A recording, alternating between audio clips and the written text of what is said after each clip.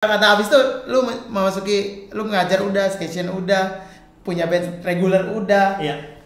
musik produser. Oh iya, dari dulu gue suka dari belakang layar. Pertamanya suka bacain ini, kaset, CD. Oh oke. Siapa aja di dalamnya? Siapa awal dari situ. Jangan kamu bosan, ayolah semangat, yuk seru deh, seru-seruan bareng Laudeng. Oke, halo teman-teman, apa kabar semuanya? Gue harap kalian tetap baik-baik saja dan juga menjalani new normal ini. Mungkin ada beberapa kebiasaan yang belum terlalu terbiasa, tapi mau tidak mau, harus tidak harus, kalian harus bisa beradaptasi dengan kehidupan yang sekarang ya. Tapi gue harap kalian semua baik-baik saja dalam menjalankan kegiatan kalian masing-masing. So, buat teman-teman yang udah nonton Serunding episode-episode sebelumnya, semoga itu bisa menginspirasi kalian dan memberikan kalian masukan dan juga memberikan gambaran, oh dunia musik seperti ini ya, dunia session player seperti ini ya, dan dunia-dunia yang lain juga ya yang berhubungan dengan entertainment. Nah, di episode kali ini gua menyambangi kediaman seorang ini senior gua, dan juga dia adalah gitaris terkenal juga sebagai musik produser, terus arranger, apalagi ya, banyak banget, musik scorer, terus apalagi, pokoknya banyak banget ya. Nanti kita akan ngobrol-ngobrol apa aja sih yang dia kerjain, terus gimana sih dia memulainya. Nah, jadi tanpa berlama-lama lagi, let's go, kita akan ngobrol bersama Nikita Dompa. Keren, gue kayak petinju ya ininya. Presentnya kayak petinju ya. Keren, ini Mas Niki. Gue panggil Mas Niki apa Kak Niki? Bebas. Brur Nikita. Brur. Bebas. Gitu Mas, gimana apa kabarnya? Baik. Keren ya. Baik. Harus dibaik-baikin. Harus dibaik-baikin ya. Jadi tadi gue ngobrol, pas gue announce ada pekerjaan lo yang gue belum announce gak? Gitaris, musik scorer, arranger, musik produser. Suami, bapak, warga negara, sama ini gua festival curator untuk Java Jazz. Java Jazz, benar. Program koordinator Java Jazz. Oke, di situ program koordinator ya? Iya, sama musical director di Shoemaker Studio. Shoemaker Studio, boleh, benar. Jadi nanti buat teman-teman boleh cek juga ada di YouTube-nya ya. Kira-kira begitu. Keren. Nah, jadi buat teman-teman yang pasti udah pada tahu nih, dan juga beliau tergabung di sebuah band ya. Oh iya, band betul. legenda. Nama bandnya adalah Potret. Capture bahasa Inggrisnya ya. Keren. Nah Mas, ini mungkin ya pertanyaan gue, kalau lu udah nonton Serunding sebelumnya. Nonton, gue nonton terus. Keren. Gue pasti selalu menanyakan, karena selain mungkin buat teman-teman juga menjadi gambaran dan juga masukan, gue pun penasaran. Ya. Kayak lu gimana sih memulai perjalanan karir, atau mungkin lu gimana memulai waktu lu bertemu dengan musik? Lu main musik dari kecil kah? Okay. Atau pas kapan? Gue hidup di, gue tumbuh dan berkembang di keluarga yang cukup musik. Oke. Cukup musik. Bokap gue lah, almarhum bokap gue. Bokap gue seneng musik, waktu itu tahun 80-an kan gue. Jadi bokap gue nggak pernah ketinggalan lagu-lagu top 40. Kalau tahun-tahun segitulah. Jadi kayak salah satu lagu yang membekas gue tuh Easy Lover. Easy Lover. Phil Collins sama Phil Bailey. Itu karena dari kecil dengerin itu, terus Michael Jackson biasa. Nah, dulu kalau dulu kita tuh tahun itu tuh hobinya nyewa film. Nyewa film ya zaman itu ya. Belum ada YouTube tuh. Belum ada jauh. Jadi gue sama kakak gue dulu berdua kita suka nyewa film namanya Topo. Jadi itu lagu-lagu yang lagi ngetop. Topo. Ya gue juga tahu. Belum lahir gue juga. Acara TV jauh ya, lu belum lahir. Terus itulah gue tau Queen, gue tau Toto. Gitu. Tapi pertemuan gue dengan musik personal conviction lah itu gue SD. Karena setelah zaman itu gue hobinya dengerin kaset lawak. Wow. Untung nggak ngelawak loh, saya Sule berarti. Jadi dulu ada kaset dari Prambors gitu. Benar. Kaset lawak Prambors, ada Dono Kasino Indoor. Gue dulu tiap hari dengerin itu sama dengerin drama radio sore-sore gitu di radio. Di radio ya. Dengerin itu. Nah, terus kayaknya tahun 80-an pertengahan ya. Nah, udah mulai suka balik lagi dengerin musik karena gue udah mulai SD kayaknya. Kaset pertama yang gue beli adalah Bon Jovi. Bon Jovi ya. Slippery When Wet. Wih, Anjir, itu tahun berapa tuh albumnya? 87 apa 88 ya. Ya, oke. Kayak tahun segitu. Habis itu minggu depannya gue beli Poison. Gue ingat pokoknya cuma dua itu yang Misalnya gue udah lupa. Akhirnya gue tiap minggu dulu tiap pulang gereja selalu beli. Oh oke, selalu jadi ngumpulin kaset, dengerin kaset ya? Harus beli kaset. Dan dulu ngumpulin, habis itu ngerekam. Oke, ngerekamnya yang dibalik gitu ya? Yang ini kayak dua tape ya, tape deck gitu, jadi bajak ya? Itu bikin, enggak dong, bukan. Bikin playlist. Oh iya benar-benar bikin playlist. Kalau sekarang udah ada play Spotify ya. Kalau dulu tuh playlist pribadi gua tuh. Iya, gitu. Tulisin bikin judul lagunya. Nah itu dari situ, dari gua diliatin piano. Gua nggak suka. Oh oke. Sebetulnya. Iya. Karena dulu tahun segitu piano tuh bukan instrumen yang bukan gagah-gagahan gitu. Iya, nggak keren lah ya. Nggak keren lah. Nyeselnya gue sih sampai sekarang tuh. Tahu gitu gue tekuni. Gue bisa belanja synth. Iya benar. Nah terus kayak gue gak tekunin, cuman gue ngerasa dulu tahun segitu, tahun 80 akhir, eksistensi seorang gitaris di band tuh besar ya benar. Jadi gue mulai suka dulu kan. Jadi gini, gue mulai ngeband sama diajarin ngeband sama tangga-tangga gue. Oh oke. Dulu di dekat rumah gue tinggal di Tanah Kusir dulu. Oh Tanah Kusir. Di Tanah Kusir ada studio sangat amat legendaris. Lo katanya kalau gue ada grup gitar gitu deh, yang isinya orang-orang old school, kayak ada Bujana, ada Mas Bonton, gitu-gitu. Terus ada macam-macam. Abah Baron gitu. Jadi kalau ngobrol sama dia, gue dulu tuh gedenya di studio namanya Ceres Sound. Ceres tuh studio di depan SMA 47. Oh oke. Di Jalan Delman. Itu mungkin salah satu studio terbesar tahun 80-an. Karena ketika gue masuk gitu ke studio, di studio A yang paling gede yang latihan Gong 2000. Oh wow. Suami. Anjir udah latihan gitu yang serius ya. Gue studio yang gitu. Yang D ya. Yang C. Oh yang C. Kayaknya 2.500 per jam kalau nggak salah. Wow, 2.500. Kayaknya ya. Tapi zaman itu kan 2.500 itu gede waktu itu.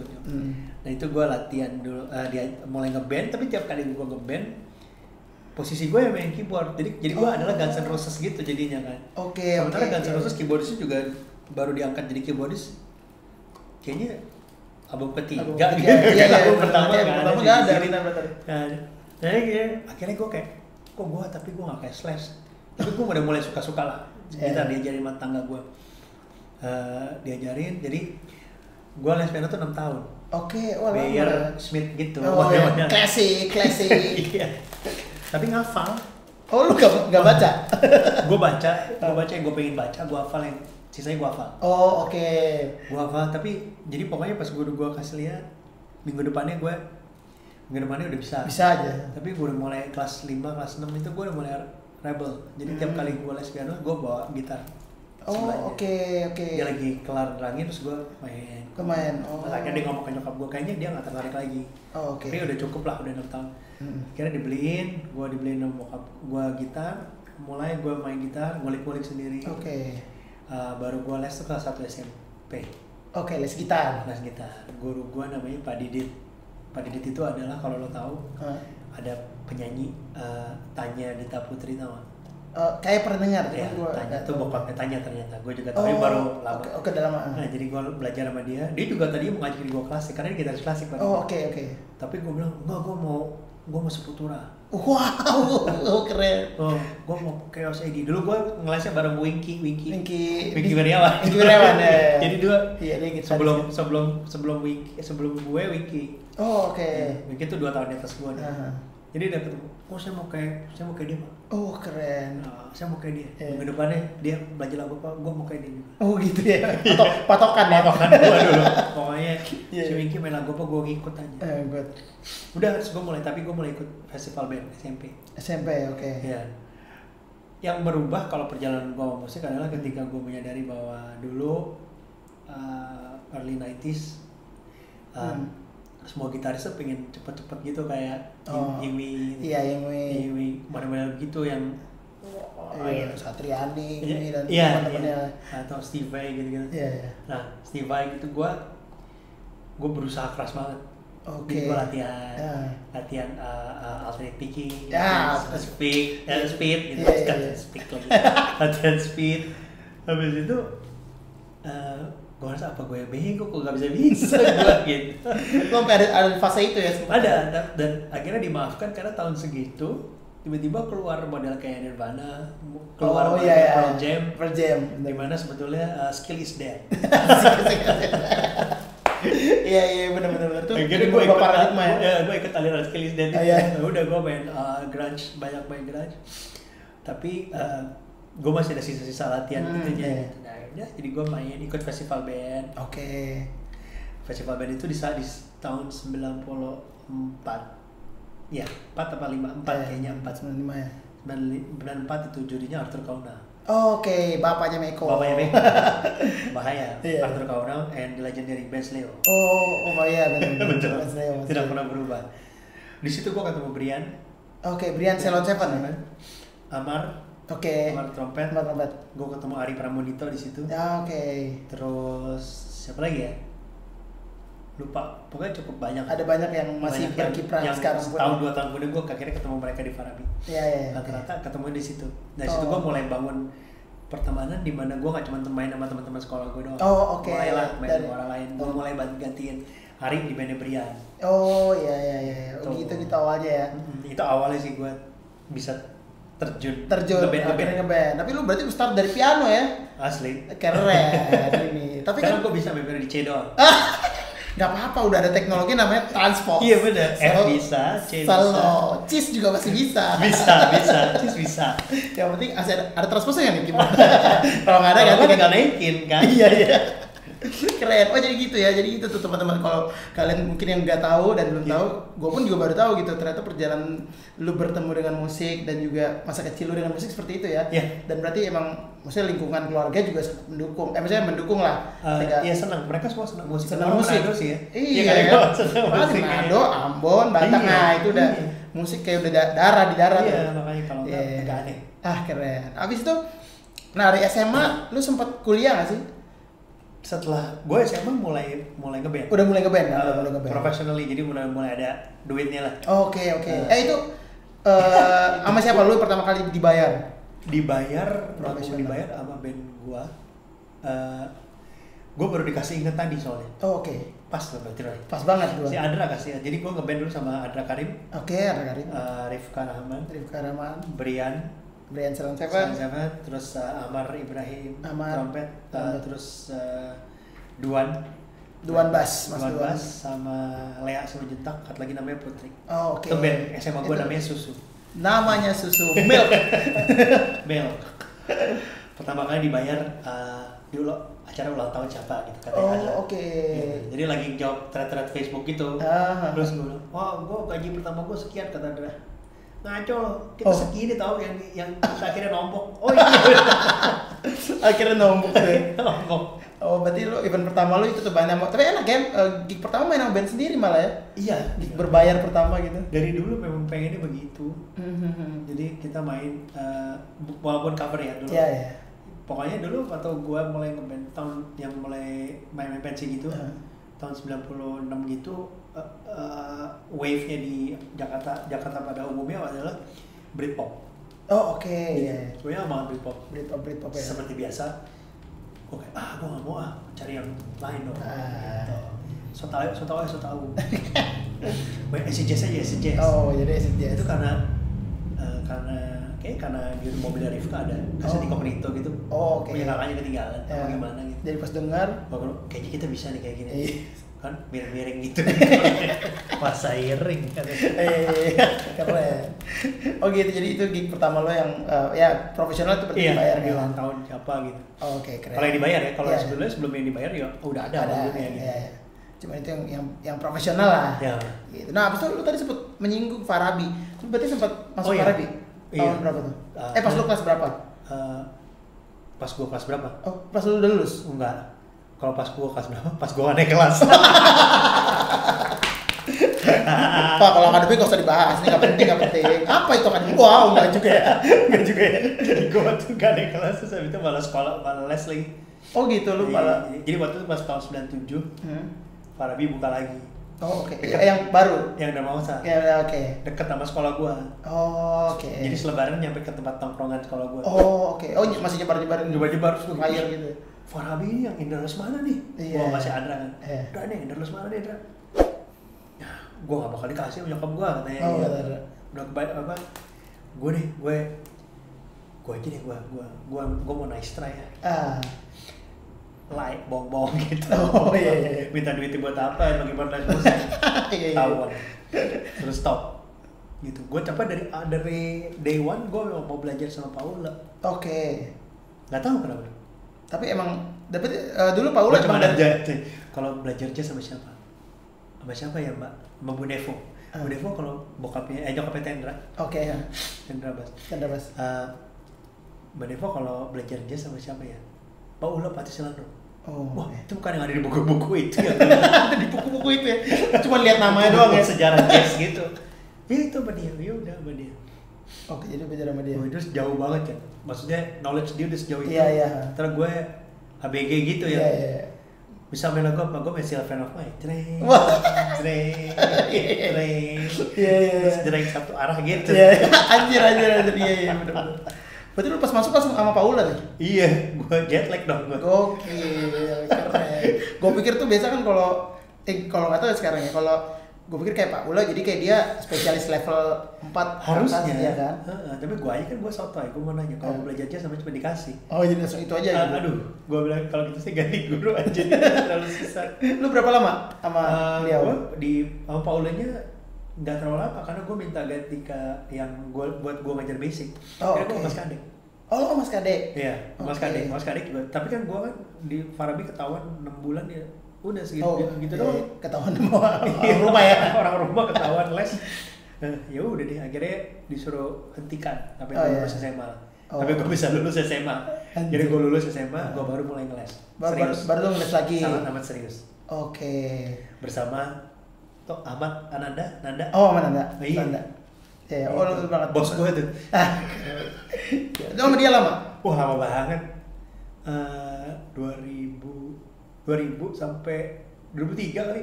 Oh, lumayan 3 tahun ya. Religiously loh gue, tiap hari Jumat ke rumahnya di. Oh iya. Iya. Oke. Dan PR-nya gue kerjain semua. Oke, tapi lu se-excited itu ya? Karena gue baru pertama kali ketemu guru yang bisa membimbing gue step by step. Abis itu nge-challenge gue kalau misalkan gue main gitu ya. Kan dulu kita tuh pasti tuh apa ya namanya, kalau musisi itu kan kita banyak banget imajinasinya di sini. Cuma kita nggak bisa tuangkan karena memang technical abilities kita belum nyampe situ gitu.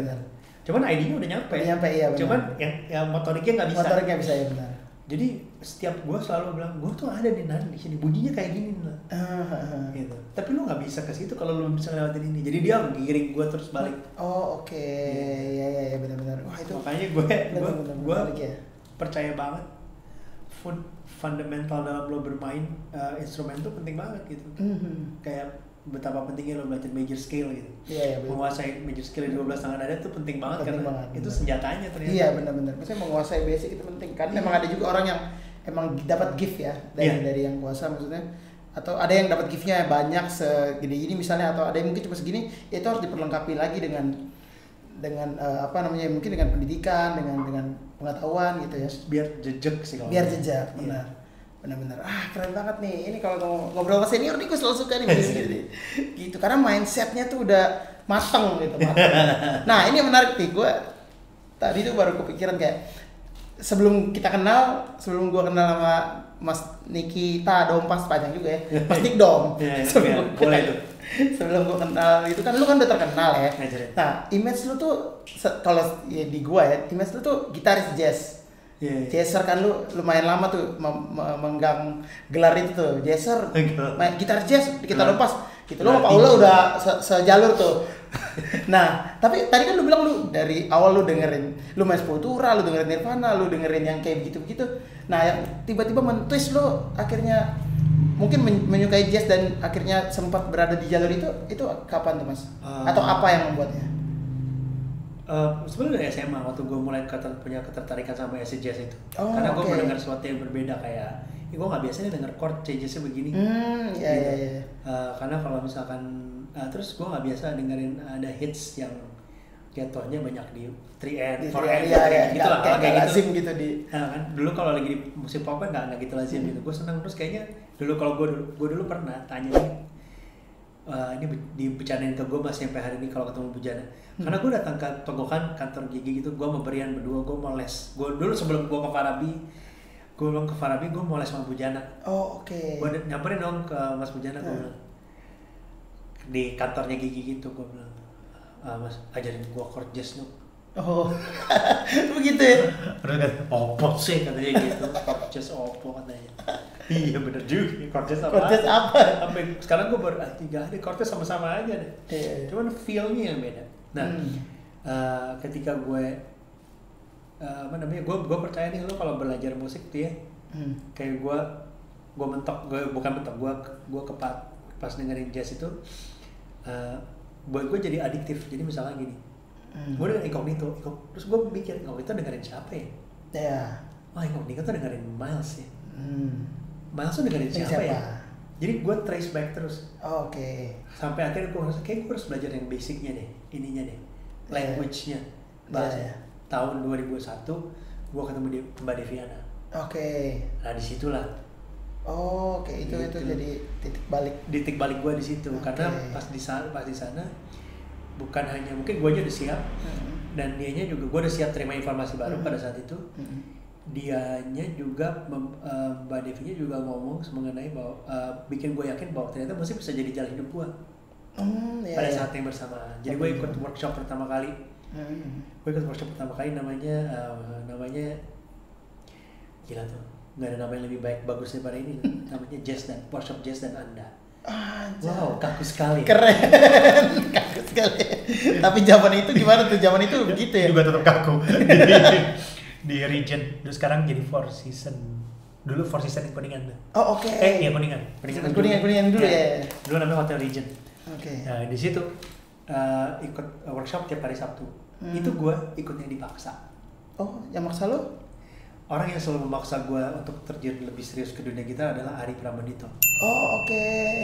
Ari itu gue kenal dari SMP tadi di festival. Dia itu yang suka tiba-tiba ngedaftarin gue ikut lomba. Oh gitu? Iya gitu. Gue kayak apaan sih? Terus Nick besok tanggal segini. Gue enggak, gue bilang males gue. Oh iya. Tapi gue udah daftarin nih, udah gue bayarin. Anjir, apa bayarin ya? Iya. Gila. Yaudah deh gue ikut. Oke. Terus gue menang gitu. Habis itu sama juga yang jazz juga gitu. Ya Ari dia yang tersangka utamanya ada 3 orang. Ari, Brian, sama Reno bass. Oh Reno bass. Jadi mereka bertiga jemput gue pagi-pagi ke rumah, maksa. Pokoknya gue harus ikut workshop itu. Karena makanya bakal merubah hidup gue. Oh keren. Gue udah malas ikut, yaudah ikut. Guanya dirubah, tapi tiga-tiga yang enggak.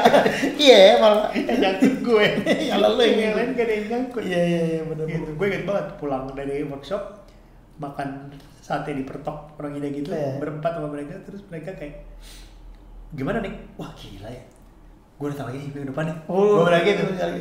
Jadi lu excited gitu. Tapi kayaknya yang ini bukan buat gue nih. Ya lu gimana sih? Jadi berubah. Iya. Lu gimana? Oh jadi gitu ya awalnya ya. Akhirnya lu menekuni. Iya, gue akhirnya menekuni di situ dah. Gue belajar dan gue bisa bilang gue cukup bangga karena gue mau belajarnya. Menurut gue stepnya cukup benar. Cukup benar bukan berarti. Jadi gini. Jadi gue belajar itu selain belajar teknis, gue belajar literaturnya. Oke, iya.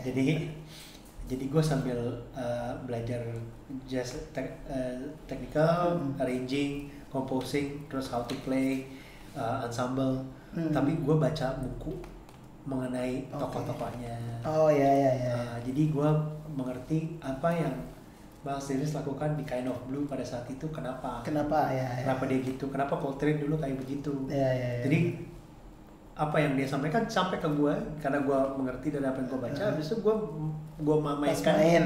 Pas main gue juga jadi punya persepsi yang serupa gitu. Benar. Itu sih sebetulnya. Jadinya lu menangkap maksudnya dari mereka ya. Karena it's not just a bunch of notes saja. Ada storytellingnya di situ. Ada kalau misalkan Miles ada cerita soal segregation, ada cerita soal dia sebagai kaum kulit hitam dulu ditindas, ada cerita itunya lo bisa dengar di musiknya gitu. Iya benar-benar gitu ya. Gitu. Keren, ini keren banget nih. Jadi buat teman-teman nih, semoga ini bisa menginspirasi teman-teman nih. Jadi kan kalau untuk beberapa orang di luar sana yang mikir, anjir kenapa ya? Oh ini kita dompas jazz gitu. Awal mainnya malah nggak jazz ya. Nggak. Tapi ya maksudnya itu berarti itu pilihan kan. Setiap orang. Iya pada saat itu memilih. Tapi di saat yang bersamaan kalau lo tanya bentuk rebelnya gue ada juga tetap, karena juga ya? Gue merasa bahwa gue nggak tumbuh natural di jazz kok. Karena gue memilih, tapi gue tumbuh natural di era grunge tadi, di era Radiohead, era Pearl Jam, era Soundgarden. Maka dari itu waktu gue sekolah, gue bersama ketiga teman gue, waktu itu Adra, Indra Perkasa sama Zulham bikin band. Iya kemarin si Mas Indra bilang Tomorrow People Ensemble iya. namanya. Apakah Tomorrow People Ensemble itu adalah kita dulu mencoba untuk kayak memasyarakatkan, bukan ya mungkin kata-katanya kayak memasyarakatkan jazz. Jadi tapi bukan terus kita main di jalan atau gimana gitu, enggak gitu. Jadi cara gue udah sadar pada saat itu bahwa ini mindset gue terhadap musik selalu begini, bawa gitar atau instrumen apapun itu cuma tools gue untuk gue menyuarakan apa yang gue ingin suarakan, atau message yang mau gue kasih. Jadi lewat gitar. Waktu itu gue merasa bahwa kita harus bawa jazznya jadi sebuah lifestyle, jadi sebuah gaya hidup, bukan cuma sekedar musik. Pada saat itu maksudnya apa? Jadi pada saat itu band gue namanya Tomorrow People Ensemble. Kita instrumental band. Kita mau mengasih tahu pada saat itu 15 tahun berarti tahun 2003, berarti itu 16 tahunan yang lalu. 17 tahun lalu. 17 tahun lalu kita bikin itu untuk bilang bahwa kita ini anak muda. Kita belajar musik secara formal. Kita berusaha untuk mengerti musik secara holistik.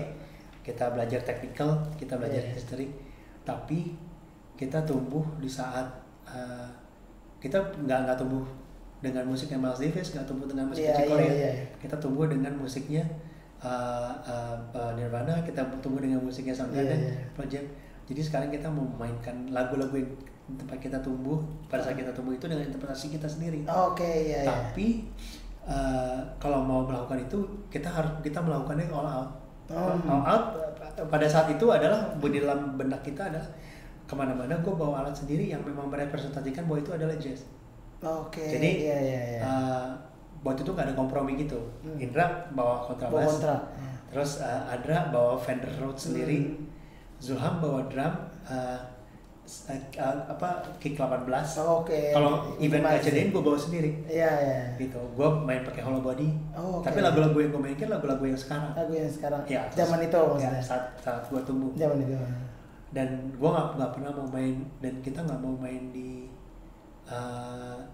jazz community karena kita nggak mau preach di situ, kita mau preach di tempat lain. Justru mau melebarkan sayap lah. Makanya kita mainnya di satu klub namanya kita main reguler dulu di Aksara Bookstore. Jadi dulu di belakang ada kafe kecil banget lah. Di Kemang. Di Kemang. Di Kemang. Kita main di situ. Habis itu tahun 2003 dan orang-orang itu juga anak-anak Aksara label, jadi indie gitu. White Shoes, Upstairs. Benar. Mereka juga bisa ngeliat kita kayak ternyata ada juga yang beda sama gue gitu, tapi nggak apa-apa juga. Juga. Terus kita main juga dulu mereka punya pub namanya Park itu di Iskandar Shah. Itu ghetto banget. Ya ghetto banget. Yang main Seringai, tapi sebelumnya Tomorrow People. Dan mereka juga appreciate banget. Tapi kita main, dan kalau udah tahu tempat kayak gitu, kita bawa horn. Karena tempat sempit banget, karena naik ke atas bar main. Anjay. Seru jadinya. Jadi sebetulnya pada saat itu misinya seperti itu, bahwa memang gua nggak pernah mau coba. Kalau Senin sampai dulu kita tuh berempat rhythm sectionnya big band sekolah. Oh oke. Jadi main teratur bisa banget. Bisa banget ya. Iya iya. Memang harus. Betul emang. Iya emang keharusan tuh kalau itu. gitu. Harus kalau main di big band, big band jazz gitu ya, lo udah harus main sesuai yang ditulis. Iya sesuai benar. Apalagi main dinamika, cuman kita waktu itu main yang lain juga gitu. Iya. Iya benar-benar. Nah anjir menarik. Nah ini sebelum lanjut ke pembahasan yang lain nih, berarti gue menarik banget dari pembahasan lo tadi. Nah tapi singkat aja. Jadi menurut lo apa yang terjadi transisi antara kan lu di zaman itu yang jazz belum maksudnya belum banyak orang tahu, belum banyak orang mengerti, sampai di tahun-tahun sekarang nih 2015-an sampai 2020 nih yang jazz tuh udah jadi salah satu gaya hidup udah jadi salah satu genre yang orang gue main jazz dengan bangga, orang bisa represent dirinya, gue main jazz gitu. Kalau zaman dulu kan ya apalagi zaman gue aja juga jazz tuh belum terlalu, cuman emang udah mungkin gak separah zaman lo, cuman apalagi zaman lo gitu. Nah menurut lo gimana tuh? Lu ada di momen itu tuh. Kalau kayak gitu menurut gue, kalau sekarang dia menjadi halnya itu kita nggak bisa lepasin dengan eksistensinya festival sih kayak Java Jazz. Oke. Iya. Karena mereka bantu membentuk community, membentuk fan base, membantu membentuk cara berpikir bahwa jazz itu bentuknya ada A, B, C, D, E, F, G, H, I, J. Iya benar. Dan pada saat gua mulai dulu tempat jam session ada tapi mungkin nggak banyak kan. Jazz itu hidup dari jam session. Iya banget. Di situ lah lo kenal orang. Iya benar, di situ kenal orang. Jadi gue dulu yang paling happening tempat gue dulu di Club 45 misalnya, dulu sebelah di Barito. Nah itu banyak yang suka datang sana jam session segala macam, international terus Indonesia gitu. Lalu setelah itu Indra Lesmana Mas Indra bikin community di Pondok Pinang, concert practice. Nah itu juga jam session juga ramai banget. Ramai banget ya.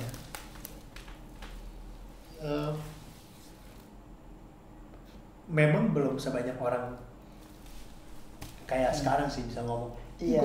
Sekarang juga pendidikan belum sebanyak itu. Belum kayak gitu. Iya sih benar. Gitu. Sekarang gue seneng sih. Seneng banget. Iya maksud gue kayak nggak apa-apa lah, emang kenapa sih? Iya, kayak tadi lu cerita lu pengen tanda kutip memasyarakatkan jazz itu, dan akhirnya ya sekarang kurang lebih bayangan lu yang berapa puluh tahun lalu itu ya real gitu. Ini sekarang lagi kayak gitu fasenya. Sekarang lagi kayak gini ya, menyenangkan banget menurut gue. Iya, keren. Ini nih sangat menginspirasi sekali ya kalau sekarang kalian bisa main jazz dengan ya udah gitu dengan enak. Kalau dulu mungkin lu dapat cercaan main apa sih lo? Gitu kan. Dan itu sempat harus ngasih tahu orang juga gitu. Dia mainnya begini. Iya benar-benar. Misalnya orang anggap sebelah mata gitu. Iya. Dan iya banget. Anggapannya jazz. Gak tau kalau dulu tuh kayak gitu juga nggak sih? Masih belakangan di tahun gue awal-awal itu orang mikirnya jazz tuh ya khusus untuk kelas A, terus orang-orang tertentu gitu-gitu. Zaman itu begitu juga nggak sih? Iya juga.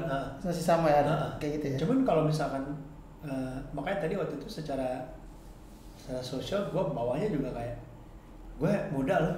Iya. Gue masih muda, seumur sama lo juga. Cuman beda aja. Cuman bedanya gue bawa kontrabas. Iya benar. Bedanya gue cuman bawa maksudnya gue pakai semi hollow juga, tapi gue main whammy bar juga kok.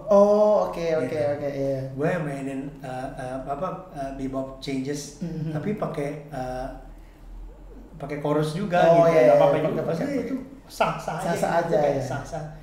Akhirnya dulu akhirnya orang-orang bisa lihat bahwa ternyata dulu ada eranya gue juga di tengah ada free improvisation. Ada gitu-gitunya juga orang juga bisa terima akhirnya. Iya benar. Itu tuh menarik karena lu bilang cerita tadi itu gue jadi zaman itu gitu ya gitu. Iya. Sekarang ya jazz orang udah berbondong-bondong datang ke Java Jazz gitu. Buat menikmati musik jazz gitu kan. Menurut gue sukses banget bikin kan kita sebetulnya ada the business of shaping people's mind gitu sebetulnya. Jadi tugas kita sebagai musisi itu sebetulnya buat mencoba ngebentuk ini loh. Gini, kalau gue tugasnya kayak gue sebagai programmer sebagai music creator kan, gue punya tanggung jawab untuk membentuk bahwa gini, yang gue datengin itu bagus. Oh iya benar. Bagus dan worth it untuk kalian tonton. Kenapa? Karena A, B, C, D, E, F, G iya gitu. Benar. Karena itu kan yang gue perjuangkan sama ketika gue mengundang kan sama kan pasti ada atasan gue ngomong kenapa kamu mau Robert Glasper? Soalnya gini.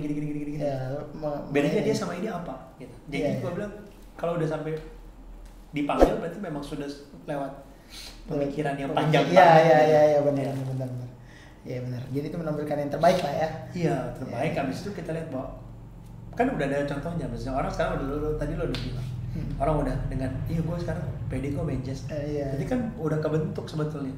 Iya benar mindsetnya kebentuk kok. Nggak apa-apa kok kalau main jazz sama kenapa. Iya benar. Gitu.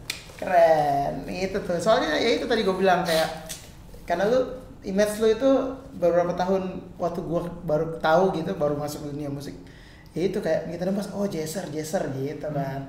Jadi itu yang gue juga penasaran untuk tanyain. Oke, nah terus sekarang lu juga lu session player mulainya kapan tuh Mas?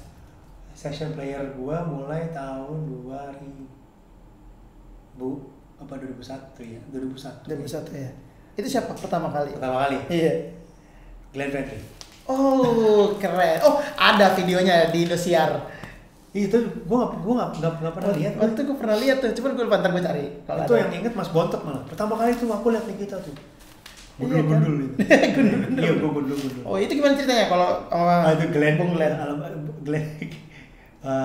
Gue kenal Glenn di mana ya? Kayaknya ketemu di jam session. Yang gue di Club 45 atau gimana gitu. Terus besoknya ketemu di toko buku. Terus dia bilang, kayaknya gue kenal dari mutual friends nih, jadi teman gue ada temannya dia ngobrol habis itu kayak gue liat lo kemana main di sini ya, lo mau nggak? Gue lagi bikin band nih, gitu. Gue lagi bikin band nih, lo mau nggak jadi jadi band gue gitu. Ayo aja, boleh gue bilang, boleh Glenn gue bilang, ya udah, sama siapa aja gue bilang, ada teman gue Irwan, Opung. Dan ntar gue baru tau ternyata Opung juga pertama kali session. Oh itu barengan lo ya berarti ya? Gue juga baru tau waktu kemarin Glenn meninggal, terus gue lagi nge-post itu, habis itu si Opung DM gue bilang, kakak lu tau gak sih gue juga pertama kali cover. Wah gaya lo kenapa so tau gitu? Gue tau zaman itu ya? Oh gitu jadi kacau. Gaya lo kenapa so tau gitu Pung? Oh gitu, itu tapi udah album ketiga itu? Enggak, Kasih Putih, album 2. Oh album 2 ya, Kasih Putih ya? Lagi promo yang Kasih Putih. Oh oke. Tapi lagunya masih kau banget. Dulu Kasih Putihnya kayak belum, orang mungkin lagu apa sih belum. Iya belum. Orang masih kau sama Cum sudah gitu, masih itu dulu. Tapi dulu banget itu kan sampai 20 tahun lalu lah. Iya benar. Dari Glenn, abis itu dari Glenn sebentar gue kok beberapa gig gitu, abis itu gue Andin. Andin, oke. Sama Andin album yang Sahabat Setia. Iya. Sama Mas Idam, sama Adra, sama Andika perkusi dulu. Oh oke. Tapi abis itu gue stop karena gue sekolah. Oh oke. Lu sekolah di luar ya? Enggak, sekolah di Daya. Oh lu di Daya ya? Waktu gue sekolah di Daya gue nggak ngambil?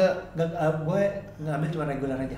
Oke. Karena gue nggak mungkin bisa keluar kota kan ya. Iya benar. Jitak gue nanti. Oh gitu, jadi lu stop. Gue stop yang keluar session, habis itu gue main reguler. Oke. Main di beberapa tempat gitu lah, untuk bayar sekolah aja. Iya benar. Karena bokap gue, kan gue udah sekolah dulu di Atma. Lu sempet Atma? Gue di Atma. Oke. Terus gue tengah-tengah gue minta cabut, terus bokap gue kalau lu cabut, ya udah habis dong. Ini budget tuh udah kelar.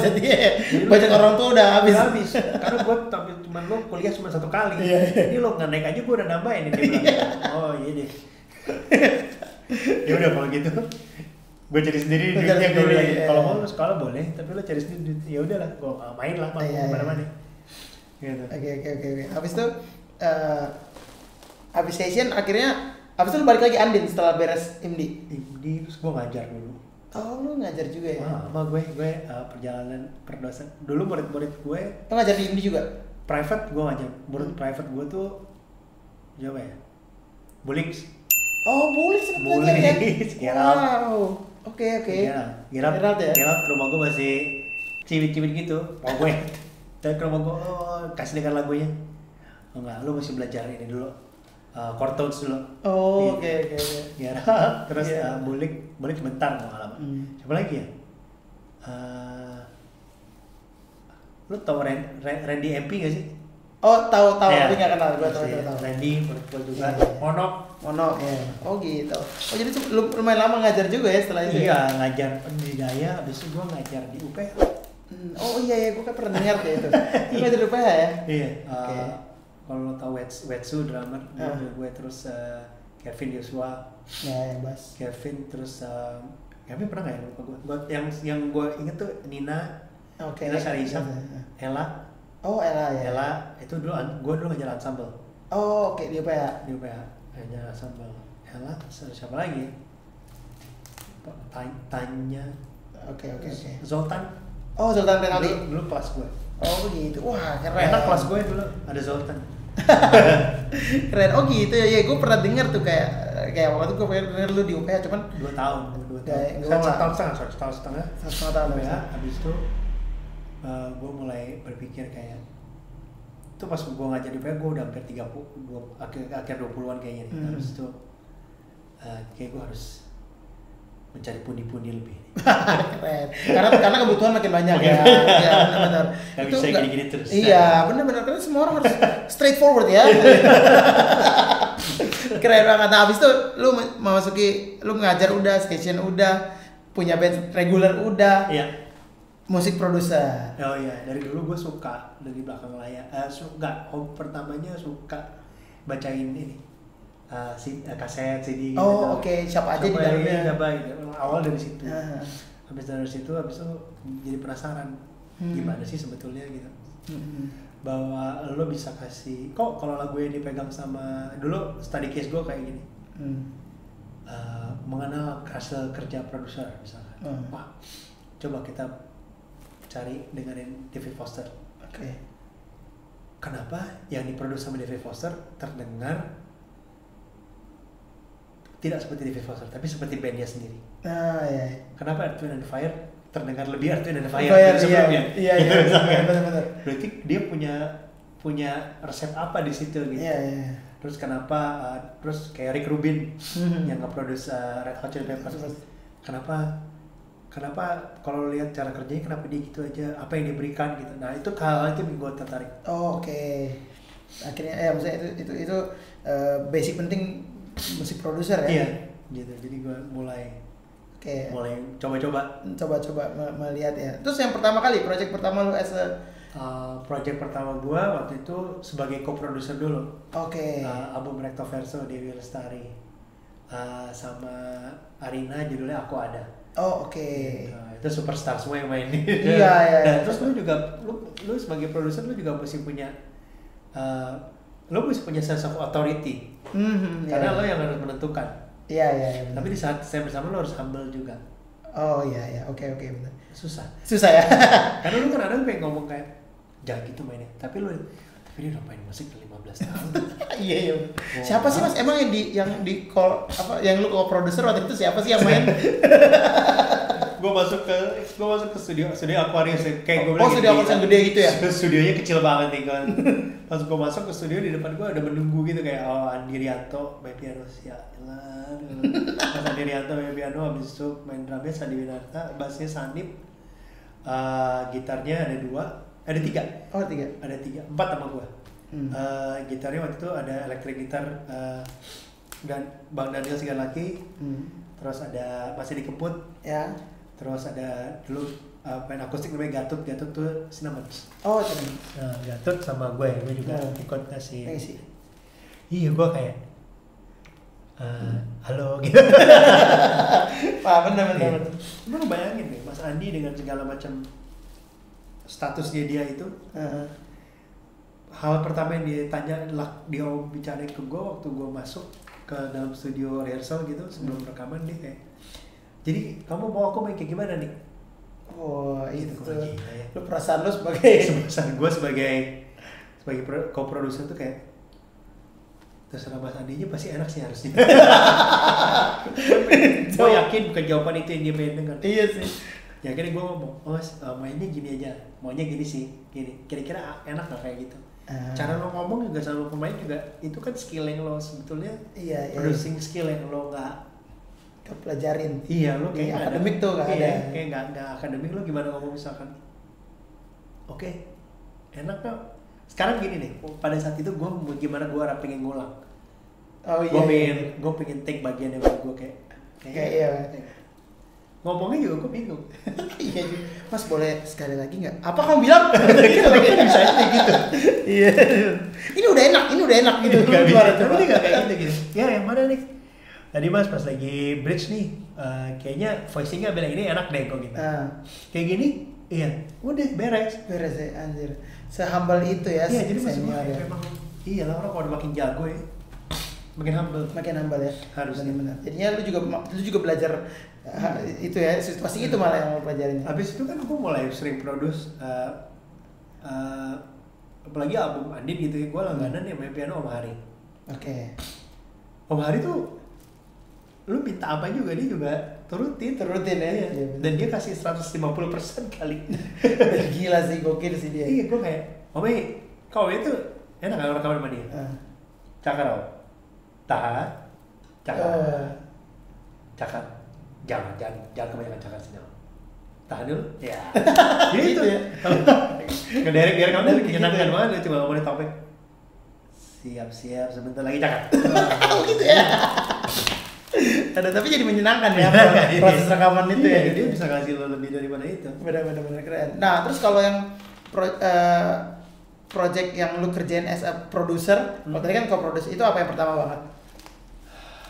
Rika Roslan. Oh, Rika yang solo? Album solonya dia. Tadi gue bareng Indra lagi. Oke. Wow, kenapa lupa? Soalnya judul albumnya kayaknya bukan yang itu. Gue lupa judul albumnya apa. Oke. Tapi banyak yang gue kerjain lagu dari situ kok. Oh iya benar. Oh itu. Gue cuma lupa judul albumnya karena takut ketukar sama yang lain. Kalau gue tahu gue kasih tahu. Oke, jadi kalau produksi sampai ya akhirnya berjalan ya. Maksud Andin berapa album tuh? Beberapa album kan tuh? Kalau nggak salah. Bentar. Itu 4 album ya? 4 apa 5? 4 ya, 4 album. Dan single-single gitu. Oh, ada single juga ya? Iya. Gitu, jadi keren banget. Terus siapa lagi mas yang lo kerjain? Terakhir, 2 tahun terakhir? 2 tahun deh. 2 tahun terakhir? 2 tahun terakhir, yang paling terakhir banget si itu, Menu. Oh iya, Menu ya. Sebelum sesudah Menu itu MLD Jazz, anak-anak jazz. Oh, MLD Jazz yang season 3? Iya, gua produce season 2, 3. Kayaknya 2, 3. Season 2, 3 ya? 2, 3 ya? Iya. Jadi lagu-lagu ciptaan mereka, cuman gua ngarahin mereka gimana supaya lebih nggak selalu gua rearrange. Cuman gua kayak ini kayaknya bagian ini bisa ditukar ke sini. Oh oke. Lu cuman apa ya namanya? Gua enhance aja musik-musik mereka yang udah gila sangat-sangat kayak. Oh iya. Keren. Lu QC aja ya, QC sama ya paling tambah-tambahin dikit gitu. Iya benar. Oh itu kalau masih produksi gokil banget. Nah kalau scoring mas, Scoring cuma 2 kok film gue. Oh film lu 2 apa aja tuh mas? Yang satu Cahaya dari Timur. Oh Cahaya itu lu ya? Iya, itu gue. Oke. Cahaya dari Timur gue asisten gue Indra. Oh wow, lu emang udah tandem banget dari dulu ya? Indra bareng yang main piano si Adra. Gue minta Indra asistennya soalnya dia yang lebih ngerti flow-nya untuk kerja di film. Iya. Sementara gue dapat kerjaannya gitu.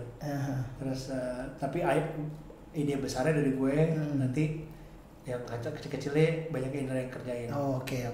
Gitu. Satu lagi judulnya Day Sleepers, itu film indie. Oh oke. Itu film independen yang tayangnya di festival luar gitulah. Oh oke. Namanya Paul Augusta direkturnya. Kalau yang Cahaya dari Timur Angga Sasongko. Gue yang itu gue sendiri bikin komposisi sendiri. Nah itu gue sih main keyboard semua malah. Oh iya. Terus sendiri ya. Main synth gitu. Keren. Santai aja. Gitu ya anjir. Nah keren banget sih mas lu. Jadi gue baru tahu juga kan, maksudnya buat teman-teman nih gue juga baru tahu informasi menarik dari lu nih, maksudnya seperti yang gue selalu bilang ke teman-teman, mungkin teman-teman yang baru mau masuk dunia musik atau baru bercita-cita ingin, apalagi sekarang kan udah bisa lihat lah, maksudnya kayak lihat sosial media, gue pengen kayak ini ya, gue pengen kayak ini, gue pengen kayak ini, gue pengen ini. Nah, mungkin mereka awalnya kalau gue dulu sekolah awalnya taunya ngeband doang, mau main musik karena ngeband gitu. Begitu udah masuk dunia musiknya, ternyata banyak banget ya segmen-segmennya gitu. Dan tadi setelah kita ngobrol-ngobrol, ternyata hampir semua segmen lu udah masuk ya. Reguler iya, session player iya, lu ngajar, terus produser sekarang juga, terus ya film scorer juga. Dari semua segmen-segmen musik yang lu udah pernah jalanin nih Mas, menurut lu yang paling lu banget yang mana? Yang manggung lah. Tetap jiwa manggung ya? Jiwa manggung. Ya, manggung tuh nggak ada beban gitu kan, enak. Ya, nah manggung bagi dua nih, session player atau band sendiri. Potret lu udah official member kan? Gue udah 8 tahun terakhir ini. Iya kan, nah. Kalau yang lain, kalau session mungkin kalau gue terakhir banget jadi session bener-bener dipanggil buat session jadi gitaris gantiin siapa gitu. Sama Tulus.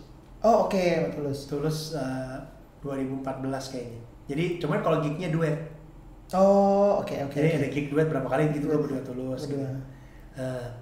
Setelah itu gue selalu jadi music director pasti. Iya. Di band-band yang di band ya.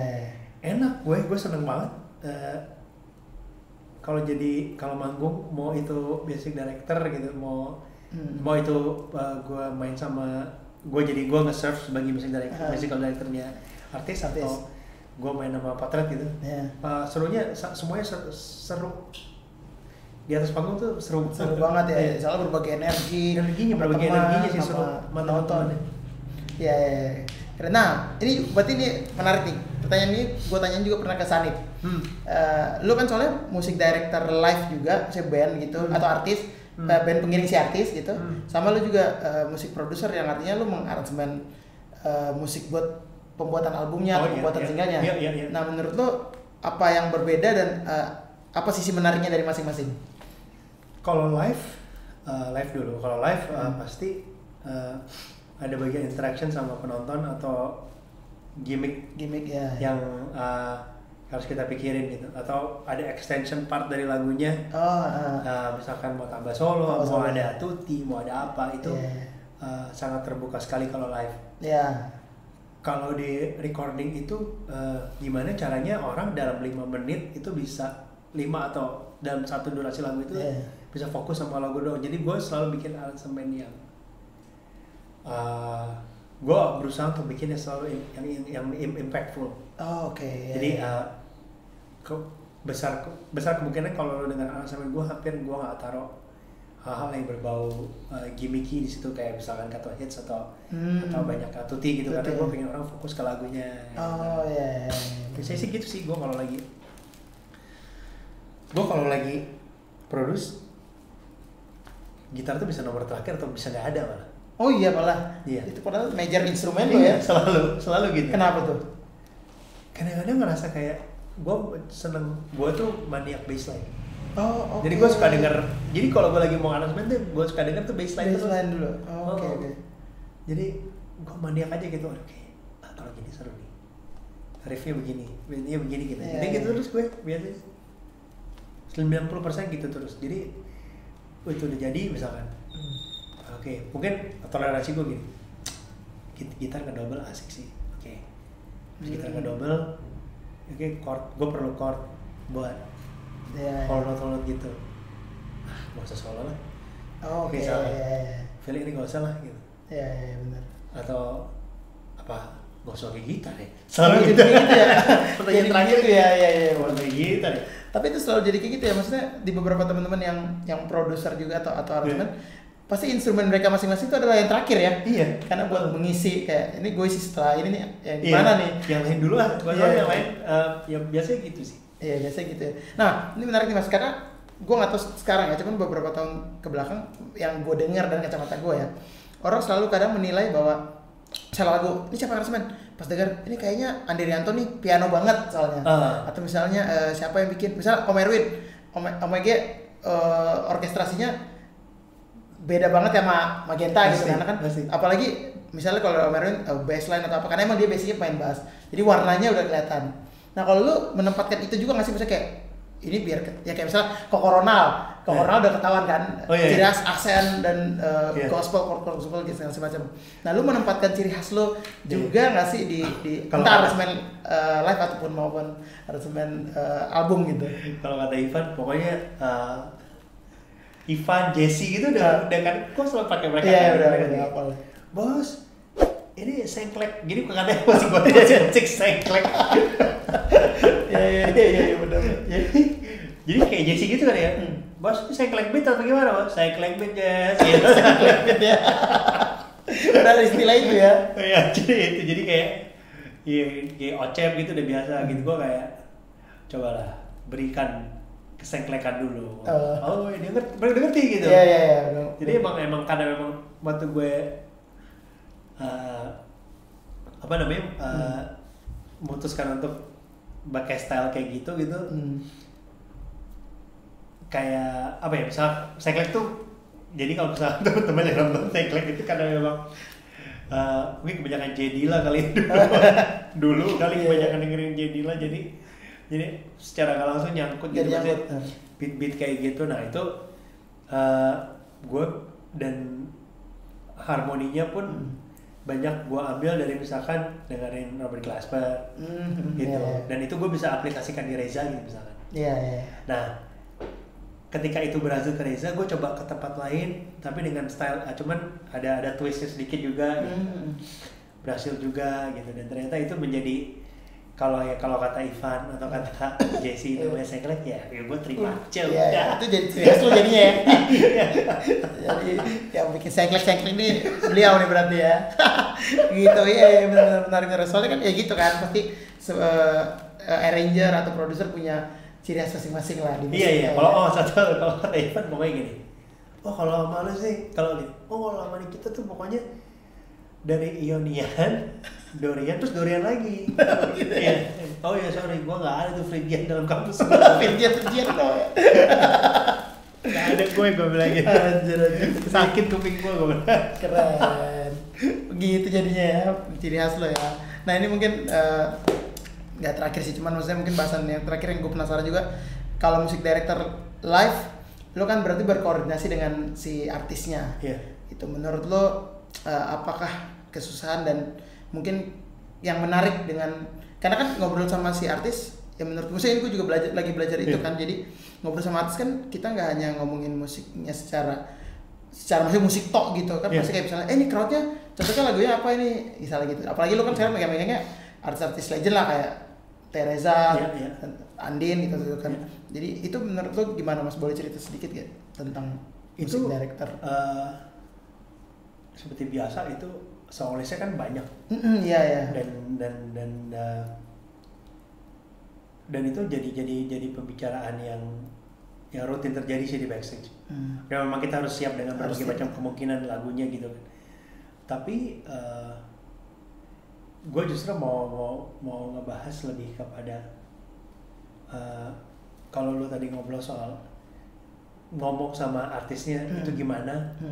Kan pasti kan insecurity itu orang udah sampai levelnya ke Teresa kadang-kadang masih suka begitu. Iya. Gitu. Masih ada ya? Masih ada, dan menurut gue itu bagus gitu. Iya. Berarti dia nggak pernah sombong gitu. Dia aware sama.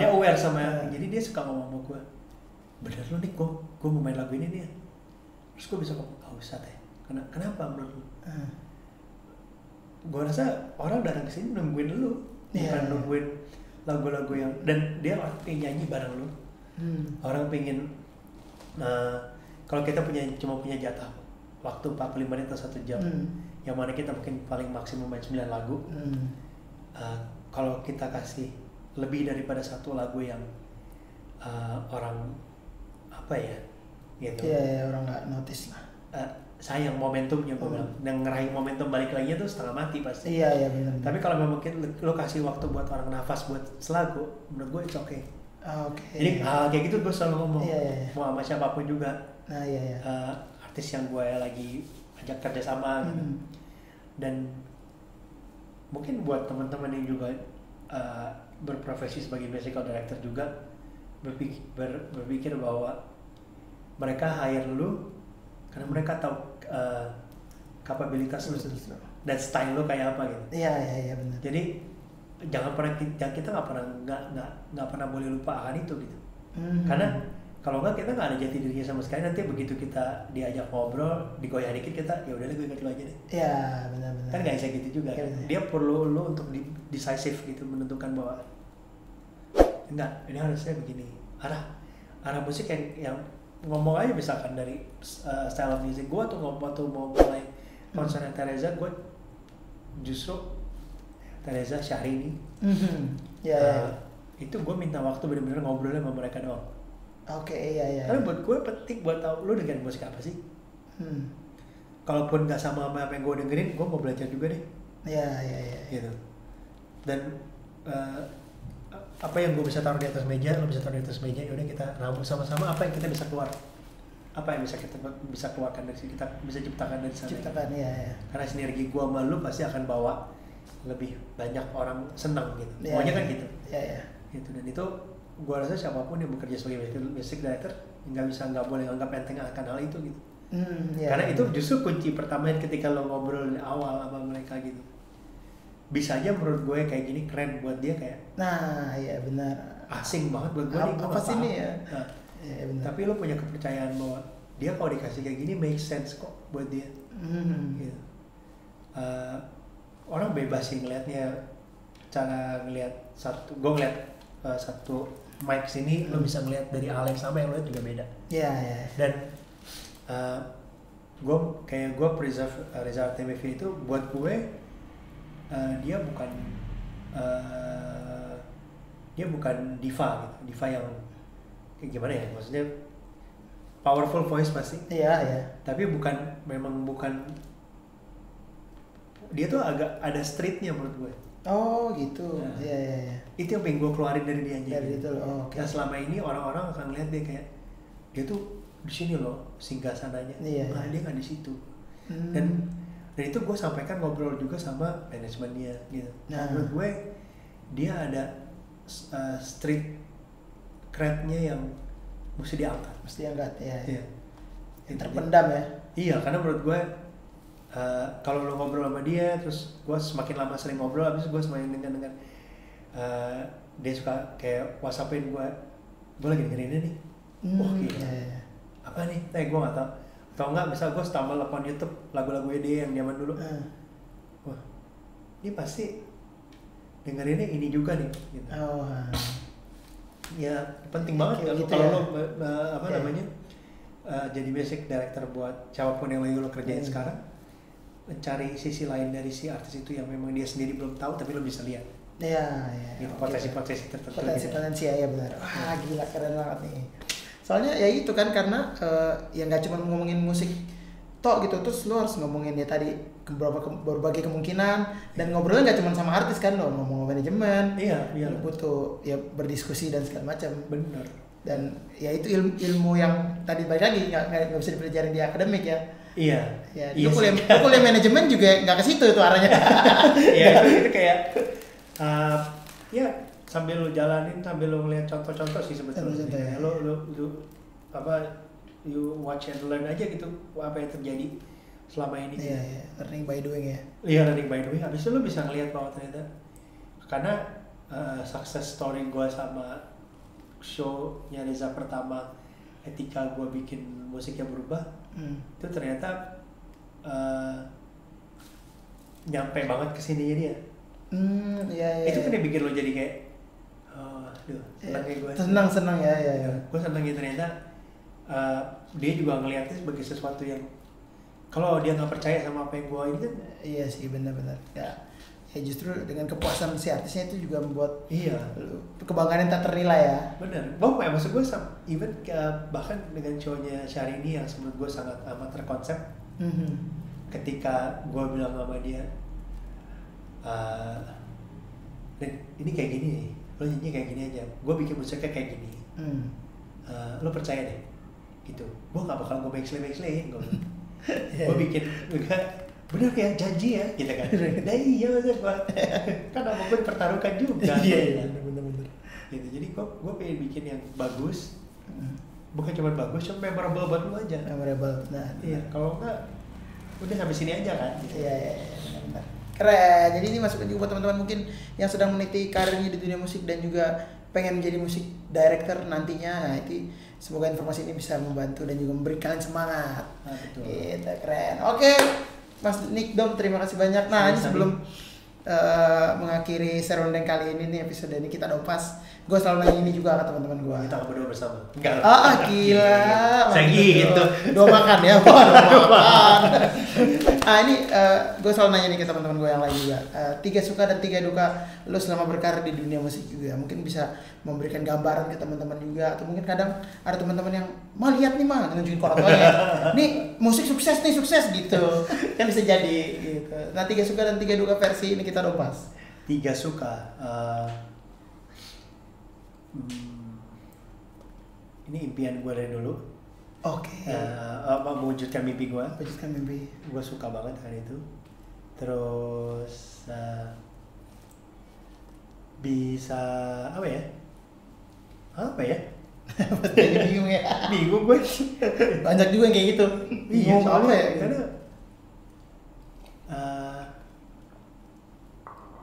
gue suka banget lihat orang-orang nyanyi di depan lu gitu, ribuan orang nyanyi lagu-lagu yang habis itu lo bersinergi sama mereka gitu. Oke. Itu yang energinya makin lama makin bikin dulu jadi wah gitu. Iya benar-benar. Itu habis itu sama apa? Sukanya kalau dapat project-project yang challenging. Oke. Misalnya, contohnya buat gue yang paling challenging. Masuk 3 besar gue nih Soundrenalin. Oke. Terus itu challenging buat gue tuh karena panggungnya gede. Iya benar. Habis itu artisnya banyak. Terus Syahrini. Oke, konser Syahrini ya. Konser Syahrini itu challenging banget. Ini untuk manggung ya. Iya. Sama Reza pertama. Oh yang pertama. Iya, itu juga karena udah nggak manggung berapa tahun. Iya sih, benar-benar. Udah nggak manggung setahun dan bisa balik lagi. Itu sama tuh Pak itu Reza dan Iwake. Oh iya benar, ya, lu juga ngerjain Iwake. Itu juga ininya sama tuh. Sama-sama nggak manggung. Iya benar. Tiba-tiba mesti manggung. Iya benar. Iya challenging ya. Habis itu dibebankan kayak lu harus bisa sukses nih. Iya. Sama Syahrini juga sama, modelnya juga sama. Sama gitu ya. Promotor juga ke gue gitu. Anjir, tekan-tekan itu yang lo harus bisa mengatasi itu, terus lo harus pikirin dulu musiknya, lo mikirin juga anak-anak yang main. Iya. Lo mikirin banyak banget ya, gila. Kalau Soundrenalin tuh buat gue selalu kayak ini panggung gede amat sih. Gimana ya bikin ini supaya menyenangkan ya. Supaya nggak intimidating. Gue tetap buat gue musik mau gimana pun lo harus dance lah. Iya. Ya, lo harus bisa goyang lah. Mau goyangnya kayak apapun bebas. Bebas ya, penting. Tapi yang penting lo bisa, at least lo bisa begini udah cukup. Iya benar-benar. Gitu. Lo masuk ke dalam musiknya ya. Iya, dan beberapa project yang gue kerjain di sana tuh menyenangkan banget juga gitu. Oke, dukanya? Dukanya pandemi. Pandemi ini duka ya. Itu duka semua ya. Duka semua. Oke. Dukanya kadang tidur kurang. Tidur kurang. Sekarang tapi lagi mulai kebalas. Tidur terus. Ya kadang-kadang suka nggak pasti. Oke, ya benar ya, kita kan nggak ada kepastian. Benar. Terus apa lagi?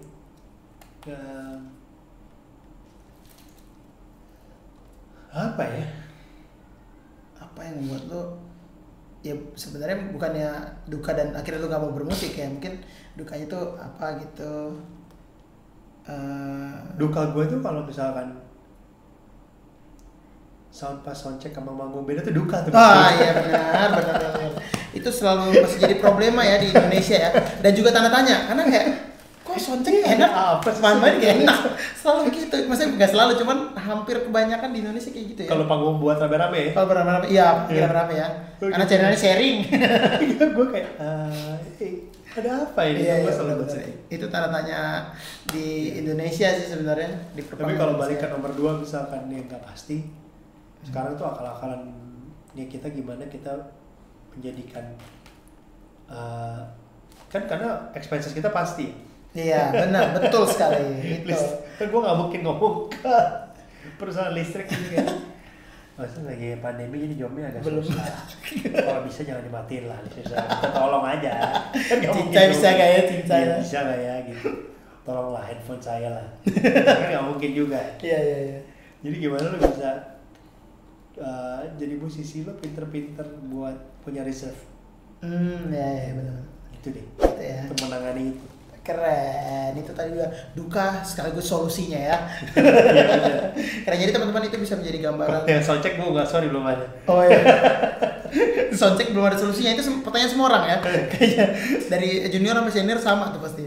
Jadi itu semoga bisa menginspirasi kalian, bisa memberikan kalian manfaat dan juga memberikan gambaran oh dunia musik seperti ini. Apalagi tadi informasi dari Mas Nickdom udah sangat lengkap tuh menurut gua karena ya kalau kemarin-kemarin kan ngobrol sama session player atau mereka ada yang ngajar, tapi menurut gua lu salah satu yang kompleks nih, segmen-segmennya tuh lu udah ngejalanin semua gitu. Iya ternyata baru sadar. Iya kayak lu jalanin aja ya ternyata. Gua jalanin aja. Gitu karena ya itu gua selalu bilang ke teman-teman juga di rumah, musik tuh mungkin awalnya kalau lu lihat dari luar kayak sesempit itu. Orang dulu lihatnya musik, lihatnya oh yang main musik di TV itu musik. Yeah. Padahal ketika masuk anjir musik banyak banget gitu. Tadi udah sedikit banyak udah dijabarkan oleh Mas Nickdom. Kalau zaman gue masih gini, kamu main apa? Main gitar om? Melodi apa ritem? Wah gitar melodi dan gitar ritem itu juga masih tanda tanya ya. Apakah gitaris ritem gak bisa melodi? Gitu kan? Atau gitaris melodi udah gak bisa ritem? Gila. Untung udah gak ada kayak gitu lagi. Iya keren. Nah ini juga terakhir banget sebelum gue menutup acara. Banyak terakhirnya ya? Terakhir itu banyak. Kan koda iya, koda lagu kan berapa? 3 kali maksimal. Bener. Tadi gue 2 nih. Pesan dan pesan buat teman-teman yang baru mau masuk dunia musik, baru mau mulai karirnya, atau mungkin udah masuk, cuman masih bingung, gue kemana ya gitu. Pesan-pesan menurut versi dulu. Buat teman-teman, gue rasa pasti semuanya harus mulai dari satu titik. Bahwa itu mau jadi satu titik dalam arti kata, kalau gue ngomong berarti instrumen ya, di sini ya, mau drum, mau bass, mau gitar, mau apa gitu. Cuman coba berpikir bahwa instrumen lo itu hanyalah sebagai tools untuk lo menyuarakan message yang lo pingin beri, lo pingin kasih dari musik lo situ. Karena bisa aja dari instrumen lo itu akan membawa lo ke tempat-tempat lain gitu. Karena contohnya kalau untuk gue gitu misalkan, tapi lo tetap harus at least you have to master your instrument. Oke. Lo mesti master your instrument sampai tahap lo rasa cukup gitu. Yeah, gue udah gue udah bisa gue bisa earn living kayak gini nih. Misalkan macam-macam orang standarnya beda-beda. Gue bisa baca. Gue bisa backing vokal juga, misalkan gitu. Gue bisa speed, gue bisa main chord inversion banyak. Buat gue itu, buat gue cukup untuk hidup. Oke, lo sampai lo master instrumen, abis itu lo bawa itu jangan pernah banyak opportunity datang gitu pasti, atau beda-beda gitu, beda-beda bentuknya. Analyze dulu akan itu semua, habis itu kalau lo ngerasa patut untuk dicoba, cobalah. Karena banyak hal yang gue lakukan dengan itu. Kadang lo gagal, gak apa-apa. Lo tinggal, kalau gagal lo tinggal berdiri dan jalan lagi. Itu jadi cerita-cerita buat lo. Oke, gue gak cocok kayak gini. Gak semua hal yang gue lakukan berhasil juga kok. Pasti ada banyak banget kegagalan. Dan maksud gue penolakan tuh hal yang biasa. Lo nggak tahu di zaman pandemi ini udah berapa offering yang gue berikan ke company. Anjir. Belum ada satu pun yang balik. Wow. Itu adalah pesan rahasia. Jadi itu biasa. Itu nggak ada kabar. Oke, it's okay. Tapi ya mau gimana? Gitu. Iya benar-benar. Santai aja gitu. Keren itu ya. Jadi itu pesan-pesan dari versi ini kita lepas ini buat teman-teman. Semoga itu bisa menginspirasi kalian. Amin. Keren. Terima kasih Mas Nickdom udah ngobrol-ngobrol nih, udah disediakan tempat yang sangat-sangat nyaman nih, cozy. Terima kasih. Keren. Terima kasih udah berbagi pengalaman cerita. Sama-sama. Yang buatku pribadi juga merupakan sebuah pelajaran ya. Amin. Keren. Oke teman-teman, terima kasih banyak sudah menyaksikan Serundeng, seru-seruan bareng Laudeng. semoga bisa menginspirasi kalian, memberikan kalian gambaran dan juga memberikan kalian masukan dunia musik itu seperti apa sih gitu. Jadi kalau teman-teman mau dengar cerita-cerita teman-teman gue yang lain bisa saksikan juga di atas ini. Dan juga nanti jangan lupa untuk terus saksikan Serundeng di YouTube channel Moy Production. Jangan lupa untuk subscribe, like, komen, dan juga share ke teman-teman yang lain. Oke, jadi teman-teman kalau tadi masih ada penasaran dengan cerita-cerita apa yang masih kurang, boleh langsung DM beliau aja. Boleh. Di mana Instagramnya? @nikita_dompas. @nikita_dompas. Terus ada project-project apa lagi yang perlu dipromoin, boleh? Oh iya, tanggal 19 Juli saya bersama band saya akan merilis EP. EP ya? Oke, tanggal 19 Juli. Jadi 19 Juli ya. Gitu. Jadi teman-teman, ini band project yang mana kan tadi lu cerita banyak banget tuh. Project yang mana nanti? Ini project bersama teman-teman saya dari SMA, nama bandnya Susu. Oke, keren. Isinya teman-teman. Teman-teman ya. Jadi teman dengar Susu tuh kayak gimana? Nanti tinggal dengerin aja. Langsung di platform digital gitu dan ya buat tanya bisa langsung lagi. Apa Shoemaker juga. Shoemaker banyak ini nih collaboration sama beberapa teman-teman di luar Pulau Jawa. Oh gitu, keren. Coba-coba. Kita coba ya. Nanti kalau mau tahu tuh Shoemaker kayak apa dan apa aja isinya, menurut gue sangat mengedukasi sekali. Boleh dicek di YouTube channel Shoemaker Studio. Thank you. Benar ya, keren. Nah, buat teman-teman yang mau tahu mau production itu apa, boleh cek juga Instagramnya di sini, mau production. Dan juga buat cewek-cewek yang mau DM gue, bisa. Gak bisa. Buat teman-teman yang lain boleh follow gue di @laudeng. Oke, teman-teman, sampai ketemu lagi. Jangan lupa untuk saksikan Serundeng episode-episode lainnya dengan teman-teman musisi gue dan juga mungkin teman-teman dunia entertainment lainnya, dan semoga itu bisa menginspirasi kalian. Oke, sampai ketemu di Serundeng, seru-seruan bareng Laudeng.